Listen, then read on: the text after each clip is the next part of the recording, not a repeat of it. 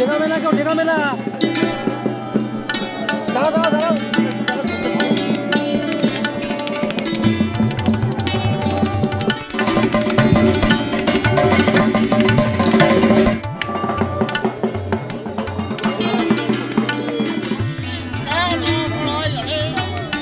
এলাম ভাই।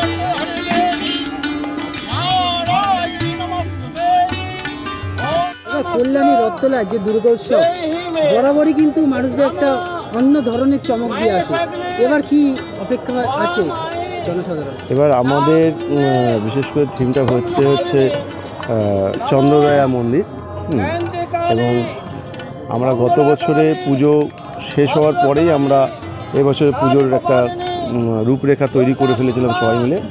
তা আজকে তার খুঁটি পুজো, এবং আমাদের এই পুজো মানে গত বছরে আমরা 23টা জেলার মধ্যে আমাদের TV9 চ্যানেল আমাদের প্রথম প্যান্ডেলে প্রথম করেছিলেন, এবং এবছরও আমরা মানে সেরকম নিষ্ঠার সাথেই আমরা পুজোটাকে করব, এবং আরও ভালো যাতে হয়, এবং এখানে যাতে দর্শনার্থীরা যাতে আসে এবং সুন্দর করে পুজো অনুভব করতে পারে, সেই ব্যবস্থা আমি আমাদের যত সকল ছেলেদেরকে আমরা বলেছি, ভলেন্টিয়ারদের বলেছি, সেই গত বছরে যেটা করেছিল তার থেকে আরও ভালো করে যাতে সবাই পরিষেবা দেয়, এই চেষ্টা করে আমরা প্রারম্ভিকভাবে শুরু করছি আজকে খুঁটি পুজো। দাদা, নদিয়া কল্যাণী শহরে বেশ কিছু বড় পুজো হয়, সেখানে কিন্তু আমরা দেখতে পেয়েছি যে কিছু কিছু বিশৃঙ্খলার সৃষ্টি হয়েছে কিছু কিছু মণ্ডপ জুড়ে, কিন্তু আপনাদের এত বড় আয়োজন আমরা দেখেছি বা পাবলিকরা বলেছে যে শান্তশিষ্টভাবে শৃঙ্খলাবদ্ধ একটা আয়োজন ছিল, এবার কি ব্যবস্থা রাখছে?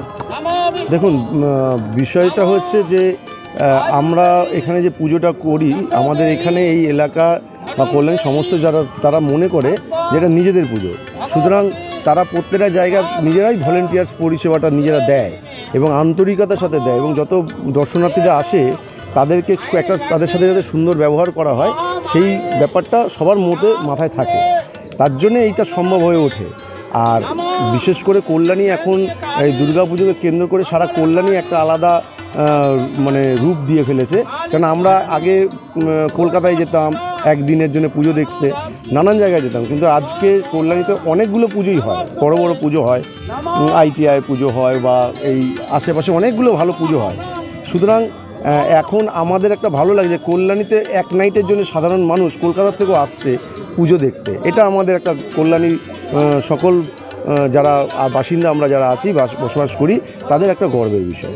এর পাশাপাশি যারা অক্লান্ত পরিশ্রম করে এই মণ্ডপের পিছনে মণ্ডপের সাথে থাকে, পূজার সাথে থাকে, এলাকাবাসী বা সদস্য যারা রয়েছে তাদের উদ্দেশ্যে কি বলবেন?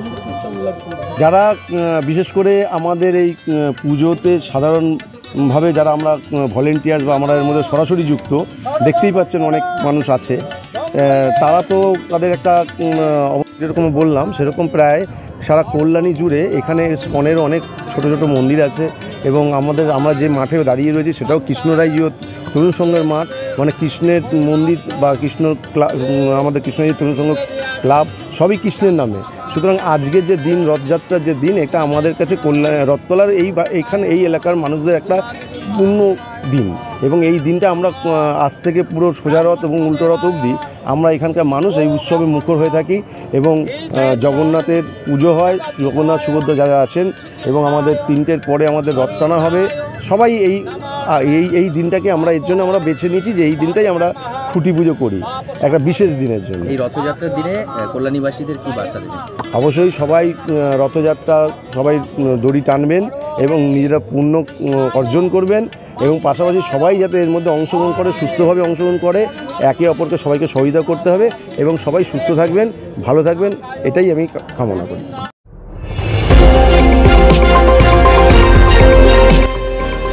আমার বাংলা, সঙ্গে থাকুন, সঙ্গে রাখুন। আমার বাংলা।